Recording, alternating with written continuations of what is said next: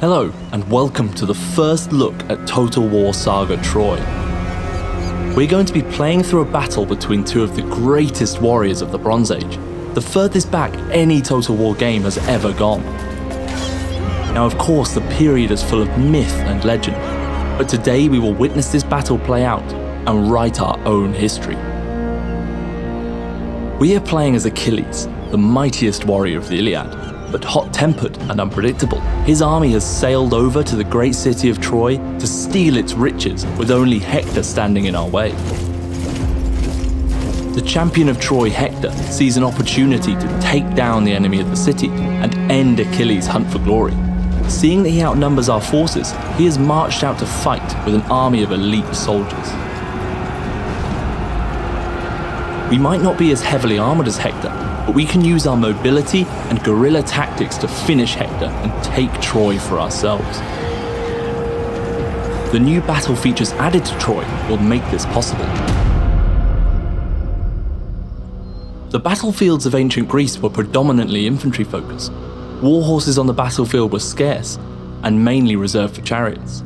We've designed greater distinction between the infantry classes in order to promote greater dynamic interplay. Infantry have 3 weight classes: light, medium, and heavy. And the differences between them are accentuated from previous Total War titles. We have that full range at our disposal, forming up the anvil we want to hammer Hector's forces against.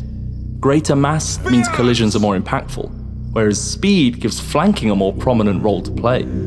Our heavy unit also benefits from having alternate weapon modes. At the press of a button, our renowned Thean spears can put away their shields and become a much more offensive unit. We will try to use this to our advantage once the battle is underway. One of the advantages of light units is their ability to hide within long grass, a new terrain type within Troy. Long grass enables light units to remain hidden from view, enabling you, the player, to use the map in a greater tactical way than ever. We have chosen to hide our Aeginian javelinmen so that they can use their speed plus armor-piercing javelins to flank and destroy some of Hector's greatest warriors.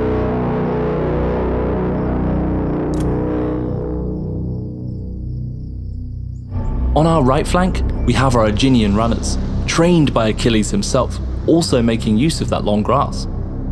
They should be especially effective with their special missile weapon available to them. On our left flank, we are going to use our heavy chariots available to us and herd Hector into our trap. Let's get this battle underway. Heavy chariots are slow but tough and can wreak havoc in the enemy lines, with their devastating charge punching through all but the toughest and heaviest units. We can see Hector and his troops approaching. Let's take a closer look. They are currently walking through another new terrain type, mud.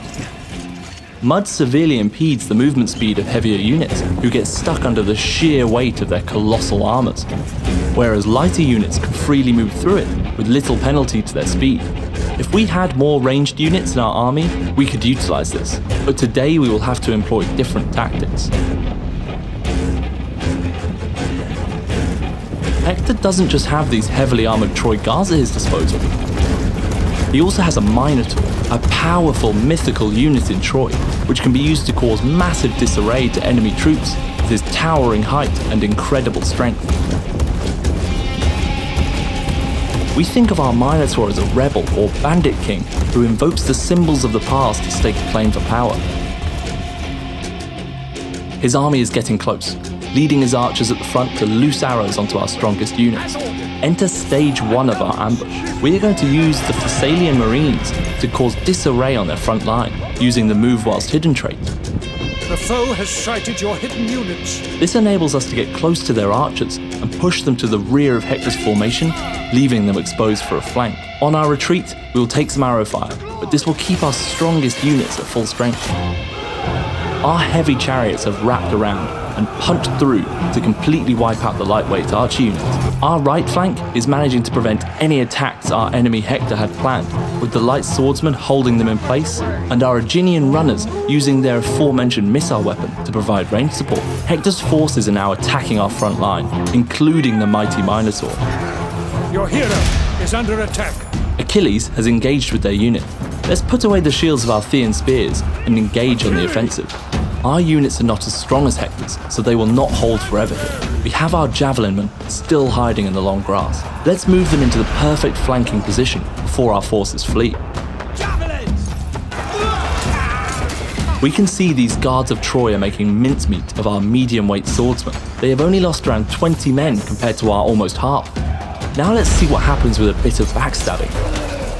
With their backs exposed, these tanky units stand no chance, and we can see their unit numbers dwindle.